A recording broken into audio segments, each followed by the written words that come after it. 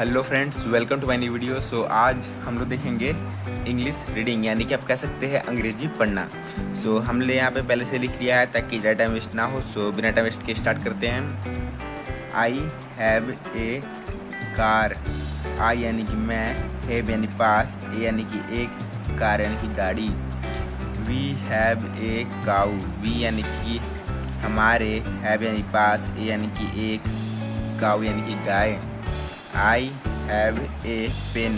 आई यानी कि मेरे, हैव यानी पास, ए यानी कि एक, पेन यानी कि कलम।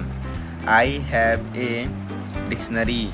आई यानी कि मेरे, हैव यानी पास, ए यानी कि एक, डिक्शनरी यानी कि शब्दकोश। फ्रेंड्स आगे बढ़ते हैं। I have enough money. I यानी कि मेरे, हैव यानी पास, इनफ यानी कि पर्याप्त, मनी यानी कि धन या फिर पैसा। The dog has a tail. The dog has a tail. The यानी द, डॉग यानी कुत्ता, हैज यानी होना, ए यानी कि एक, टेल यानी पूंछ। The boys have a ball. The यानी द बॉयज यानी लड़कों, हैव यानी के पास, ए यानी कि एक, बॉल यानी गेंद। फ्रेंड्स आगे बढ़ते हैं। The boy has a ring.